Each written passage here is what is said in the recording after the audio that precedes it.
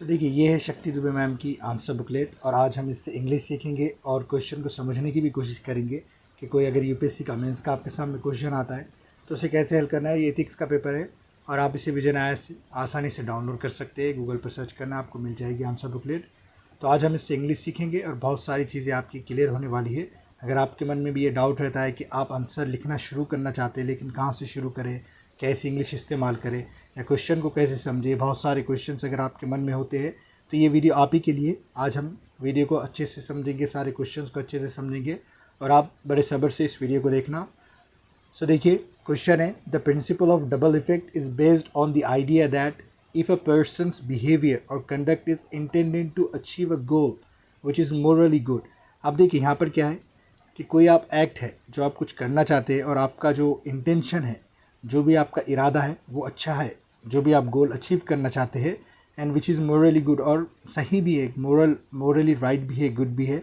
However as a result there is morally bad side effect. लेकिन आप जो काम करना चाह रहे हैं, हम एग्जांपल से भी देखेंगे कि आप जो काम करना चाह रहे हैं शायद उसके साइड इफ़ेक्ट हो, उसका जो रिज़ल्ट आ जाए वो ख़राब आ जाए, then it is still acceptable to adopt that particular behaviour और कंडक्ट। देखिए, आप इसे एग्जांपल से समझते हैं कि समझिए कोई एक डॉक्टर है और उसका एक जो पेशेंट है वो बहुत दर्द में है, मतलब वो उस दर्द को मतलब क्या कर सकता है, वो बियर नहीं कर सकता, वो बर्दाश्त नहीं कर सकता। तो डॉक्टर क्या कर सकता है, उसे कोई इंजेक्शन दे सकता है जिससे उसकी, जैसे पेन किलर्स वगैरह दे सकता है जिससे उसका दर्द कम हो। लेकिन इससे क्या होगा कि उसे मरने के चांसेस उसके, वो शायद उसकी शायद डेथ हो जाए, राइट। तो उसके चांसेस बढ़ जा रहे हैं। तो वो साइड इफ़ेक्ट तो है, मोरली बैड साइड इफ़ेक्ट है उसके, लेकिन फिर भी उसका जो इंटेंशन है वो क्या है, अच्छा है, मोरली गुड है। तो ये इस डबल इफ़ेक्ट को बताता है, प्रिंसिपल और डबल इफ़ेक्ट को ये बताता है, राइट। फिर भी ये एक्सेप्टेबल है क्योंकि डॉक्टर की क्या इंटेंशन है कि वो पेशेंट के लिए क्या अच्छा कर रहा है कि वो जो दर्द है वो बर्दाश्त नहीं कर पा रहा है, इसीलिए उसे बहुत सारे पेन किलर्स या जो एनेस्थेसिया के जो इंजेक्शंस होते हैं वो लगा रहा है, राइट। इस तरीके से हम इसे क्वेश्चन को समझते हैं, इस तरीके से आप ये क्वेश्चन को समझ सकते हैं। How far can this principle aid in resolving difficult moral situation. तो आपको अब ये बताना है कि ये जो प्रिंसिपल और डबल इफ़ेक्ट है ये कितना इस्तेमाल हो सकता है, कितना हमें एड दे सकता है, यानी सहायता कर सकता है जब हमारे पास डिफ़िकल्ट मोरल सिचुएशंस आती है।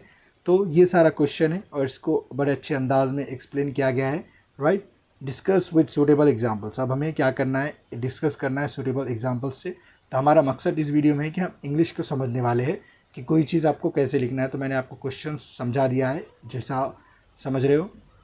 The above principle of double effect can be explained through the deontological theory of ethics, which focuses on purity of means. Okay, मतलब क्या करता है डियोंटोलॉजिकल थ्योरी कि जो प्योरिटी ऑफ मीन्स क्या होता है, जो हम एक्ट कर रहे हैं, जो हमारा कंडक्ट है, और एंड्स क्या होता है, जो आपको रिजल्ट मिलने वाला है।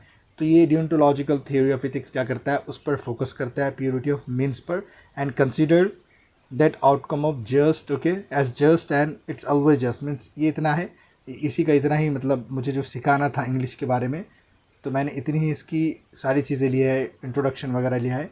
तो देखिए, वही चीज़ है जो हमने क्वेश्चन को समझा है उसी को ये जो इंट्रोडक्शन है वो एक्सप्लेन कर रहा है। तो हम देखिए आगे बढ़ते हैं।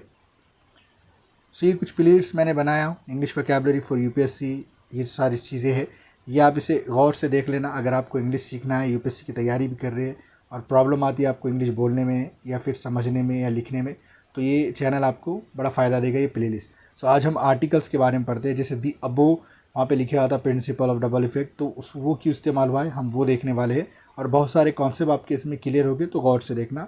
Articles are words use before nouns, कोई भी नाम के पहले आते हैं, to show whether the nouns is specific. तो हम जो नाम के बारे में बात कर रहे हैं, अब जैसे वहाँ पे प्रिंसिपल ऑफ डबल इफेक्ट था तो वो एक चीज़ का नाम हो गया, राइट, नाउन हो गया, तो लेकिन वो स्पेसिफिक है और यह जनरल है, तो उस हिसाब से हम क्या करते हैं, आर्टिकल का इस्तेमाल करते हैं। इन सभी के माने होते हैं ए और एन के माने तो एक होता है, राइट, और द के माने हमको स्पेसिफिक चीज़ के लिए लगाते हैं, एक से ज़्यादा भी हो सकती है। They are essential in English writing and speaking specially for clarity in UPSC mains, ये मैंने खुद से ही लिखा है, right. Articles are of two kinds, एक होते हैं इनडेफिनिट आर्टिकल्स और दूसरा होता है डेफिनिट आर्टिकल्स। इनडेफिनिट आर्टिकल्स यानी देखिए, इनडेफिनिट के माने कि हम किसी का अंदाज़ा नहीं लगा पा रहे, राइट। डेफिनिट आर्टिकल क्या होता है, जिसे हम बोल सकते हैं हाँ ये चीज़ है, तो वो डिफाइन कर रहा है उस चीज़ को, राइट। इनडेफिनिट क्या है, जो हम डिफाइन नहीं कर सकते, कोई भी हो सकता है, हम तो उसके लिए हम ए लगाते हैं या एन लगाते हैं। और ये एक चीज़ के लिए इस्तेमाल होता है। द एक से ज़्यादा के लिए भी इस्तेमाल हो सकता है या एक के लिए भी इस्तेमाल हो सकता है। और द किसके लिए इस्तेमाल होता है, कोई स्पेसिफिक चीज़ के लिए। और ए और एन किसके लिए इस्तेमाल होता है, जनरल चीज़ के लिए। ओके, तो हम इसे एग्जाम्पल से भी देखेंगे। अब पहले हम इनडेफिनिट आर्टिकल्स की बात कर लेते हैं, ए एंड द। सारे स्टूडेंट्स को बहुत मसला होता है, प्रॉब्लम होती है कि ए और एन उन्हें समझ में ही नहीं आता कि लगाना कहाँ है, राइट। तो आज हम पूरी सारी चीज़ें समझेंगे। सो देख लिए, सबसे पहले क्या है, नॉन स्पेसिफिक और जनरल चीज़ों के लिए इस्तेमाल होता है। आज पहले हम अ का इस्तेमाल सीखेंगे, इसे अ पढ़ना है जब पढ़ते हैं हम सारी चीज़ों के साथ। So before word that begin with consonant sound. अब कॉन्सोनेंट साउंड क्या होते हैं, देखिए कॉन्सोनेंट साउंड्स की बात हो रही है यहाँ पे, अल्फ़ाबेट्स की बात नहीं हो रही। जैसे हम ए बी सी डी पढ़ते हैं, इसे हम लेटर्स बोलते हैं, लेकिन यहाँ पे कॉन्सोनेंट साउंड्स की बात हो रही है। जैसे बी हो गया, सी हो गया, डी हो गया, राइट। ई नहीं हो सकता क्योंकि वॉवल्स कितने हैं हमें पता है, आई ओ ई यू, ये सारे हमारे वॉवल्स होते हैं। तो इसके जो भी आवाज़ आते हैं वहाँ पे ए नहीं लगाना है, राइट, वहाँ पे एन लगाना होता है। तो अभी हम क्या सीख रहे हैं कि ये इनके अलावा, ये जो वॉवल्स है इनके अलावा अगर कोई भी वर्ड्स का साउंड आता है आपको, तो आपको हमेशा क्या लगाना है, ए लगाना है। तो देखिए हम इस एग्जाम्पल से समझते हैं। जैसे यहाँ पर देखिए, I saw a bird, right, मैंने एक चिड़िया देखा, राइट, इन द स्काई में। कहाँ पर देखा, आसमान में। बर्ड क्या है, देखिए बी का साउंड क्या है, कॉन्सोनेंट साउंड है, ब आवाज़ आ रहा है, तो हम उससे पहले अ लगाना है। She wants to become a doctor. अब देखिए डॉक्टर का डी का आवाज़ क्या आ रहा है, ड आ रहा है, तो स्पेसिफिक चीज़ नहीं है, कोई भी डॉक्टर की बात कर रहे हैं तो यहाँ पे अ लगा देना है। He bought a book from the store. अब इसने क्या किया, एक किताब खरीदी, कोई भी स्पेसिफिक किताब नहीं है, ऐसी है, तो हम अ लगा रहे हैं। और बी का भी साउंड क्या है, कॉन्सोनेंट है। अब आपको वॉवल्स का साउंड समझ में आया तो ये ऑटोमेटिक समझ में आ जाएगा। A student should always be honest. So देखिए एक स्टूडेंट को क्या होना चाहिए, हमेशा ऑनेस्ट होना चाहिए, right. He is waiting for a reply. वो क्या है, रिप्लाई का वेट कर रहा है, राइट। तो अ क्या है, कोई भी रिप्लाई है, तो इसलिए हम, आर क्या है, कॉन्सोनेंट साउंड है, इसलिए हम किसी भी चीज़ के लिए अ का इस्तेमाल कर रहे हैं, कोई स्पेसिफिक चीज़ नहीं है। उससे पहले कोई अगर चीज़ चाहिए तो आप ये देख सकते हैं। फिर देखते हैं हम इनडेफिनिट आर्टिकल्स, यानी ए और एन है, तो हम वो सारी चीज़ें देख लेते हैं। अब हम एन का इस्तेमाल देखेंगे। सो वॉवल साउंड से पहले ये मैंने आपको अभी बताया, ए ई आई ओ यू क्या है, हमारे वॉवल साउंड है। साउंड की बात कर रहे हैं हम, क्योंकि बहुत सारे वॉवल्स का आवाज़, मतलब साउंड के हिसाब से आपको क्या करना है, बहुत सारे कॉन्सोनेंट्स का जो, जैसे एच है तो इसको अ भी पढ़ते हैं हम ऑनेस्ट के लिए, तो इसलिए वॉवल साउंड की बात हो रही है, राइट। ए आ, जैसे अ है, आ है, ई है, ऊ है, ये सारे ओ है, ये सारे क्या है, वॉवल साउंड होते हैं।